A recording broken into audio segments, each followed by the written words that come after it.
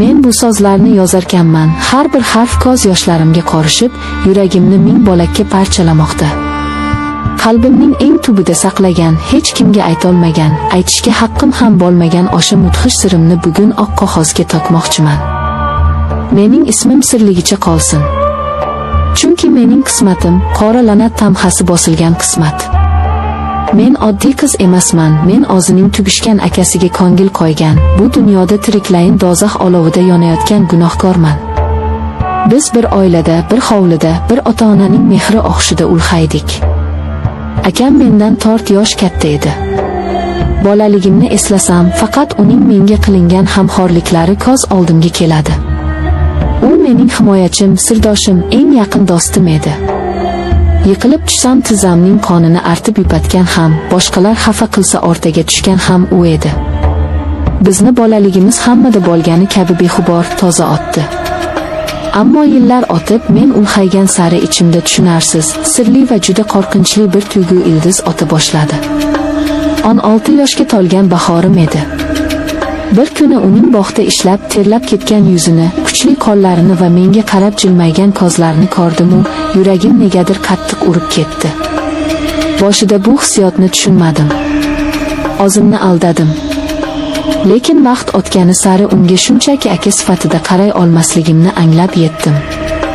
Uning ovozini eshitsam vujudim titrar, uyga kelishini intizorlik bilan kutar, unga tasodifan tegib ketsam, butun tanamni elektr toki urgandek bo'lardi.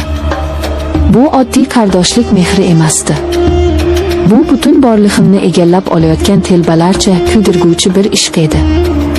Men o'zimdan nafratlanardim. Har kecha yig'lab Xudodan bu tuyg'ularni yuragimdan yulib tashlashini, meni bu azobdan xalos etishini yolvorardim.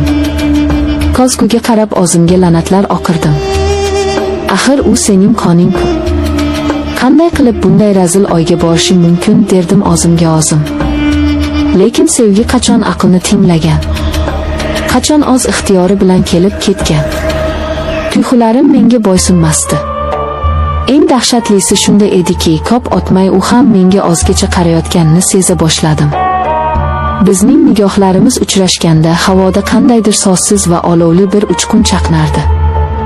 Biz bir-birimizdan qochishga urinardik, gaplashmaslikka harakat qilardik, lekin bu uzoqlashish olovga yog' sepish bilan teng bo'ldi. Kuzning seryomgir oqshomlarining birida uyda hammamiz yigilgan edik. Elektr chiroqlari o'chib qoldi. Men sham qidirib dahlizga chiqdim. U ham ortimdan chiqdi. Qorong'ulikda to'qnashib ketdik. Uning issiq nafasini yuzimda his qildim. O'sha lahzada u qo'limdan tutdi. Uning barmoqlari qaltirardi. Men boshqa chiday olmayman, dedi u pichirlab, ovozi azobdan titrab. Bilaman, bu gunoh. Bilaman, biz dozaxga mahkummiz. Lekin men seni shunchaki singlimdek ko'rmayman. O'sha lahza osmon uzilib yerga tushgandek bo'ldi. Men ham uning ko'ksiga bosh qo'ydim va ichimda yig'ilib qolgan daryo-daryo yoshlarimni to'kdim. Biz o'sha kecha o'z tuyg'ularimizga asir tushdik. Bu biz uchun yagona baxtli damlar edi, lekin shu bilan birga qismatimizning fojiali yakuniga qo'yilgan ilk qadam bo'ldi. Bizning bu qora sevgimiz qorong'ulikda, pinhona, odamlarning ko'zidan yiroqda yashash kerak edi. O'z uyimizda, o'z ota-onamizning oldida xuddi jinoyatchilardek yashardik. Bir-birimizga faqat yashirincha qaray olar, kechalari hamma uxlab yotganda, faqat bir marta bir-birimizni ko'rib, dildagilarni aytish uchun yashirin uchrashardik. Bu qanday dahshatli ruhiy azob ekanligini hech kim tushunmaydi. Vijdon azobi va kuchli muhabbat o'rtasida biz har kuni olib tirilardik. Lekin sirlar qachondir oshkor bo'lishi aniq edi. Baxtimiz uzoqqa cho'zilmadi. Buni onamiz bilib qoldi. O'sha kungi qiyomatni eslash menga hozir ham olimdek og'ir. Uyimizda chinakamiga qiyomat bo'ldi. Onamning sochlarini yulib faryod chekishi, otamning qonga to'lgan ko'zlari va gazabi hech qachon esimdan chiqmaydi. Otam akamni ayamay kaltakladi. Meni esa xonaga qamab qo'ydi. Sizlar bizning farzandimiz emassizlar. Hammamizning yuzimizni yerga qaratdinglar, sizlarni o'z qo'llarim bilan oldiraman degan so'zlari yuragimga xanjardek qadaldi. Bizni insonlikdan yuz o'girganlikda ayblashdi. Butun qarindosh urug' qishloq oldida sharmanda bo'lishdan qo'rqqan otam akamni uydan haydab soldi. Meni esa uzoqdagi qarindoshimizning uyiga surgun qilishga qaror qildi. Kechasi xonamning derazasi taqilladi. Qarasam, akam. Uning yuz ko'zlari ko'kargan, ammo ko'zlarida qandaydir yovvoyi qat'iyat bor edi. Biz bu yerda qola olmaymiz. Ular bizni ajratishadi, sening hayotingni barbod qilishadi. Ketamiz, hech kim bizni topolmaydigan joyga ketamiz, dedi u qo'lini menga cho'zib. Men bir soniya ham ikkilanmadim.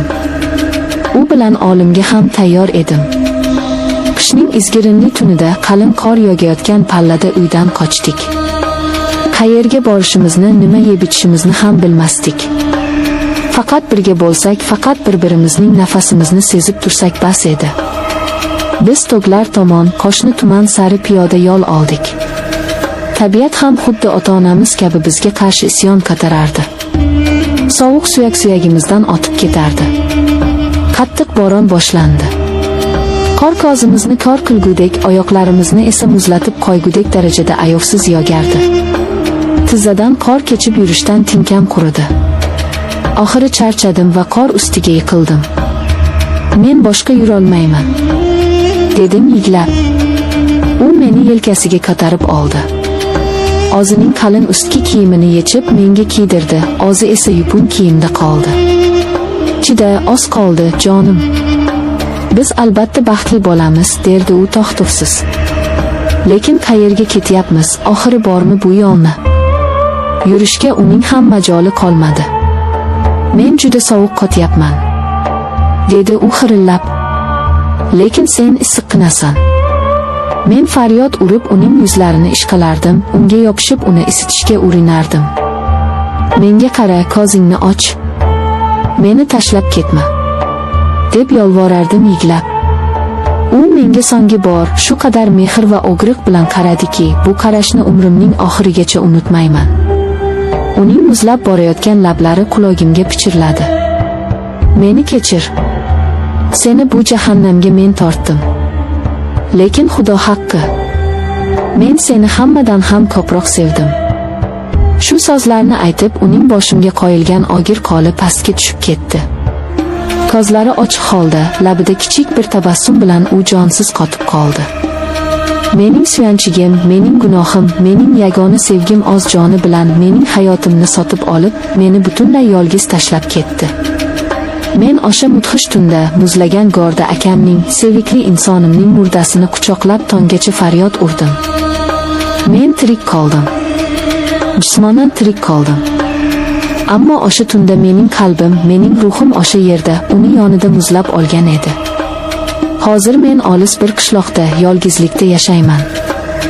Oila a'zolarim mendan butunlay voz kechishgan. Odamlar menga pastkash, gunohkor, o'z akasining qotili deb qarashadi. Ha, men gunohkorman. Bu azoblar menga munosib. Lekin har tun ko'zimni yumsam, uning o'sha so'nggi qarashi, menga o'z kiyimini kiydirib, muzlab borayotgan tanasi ko'z oldimga keladi. Men Xudodan faqat bitta narsani, tezroq jonimni olishini yolvorib so'rayman. Menga faqat olimgina najot bera oladi.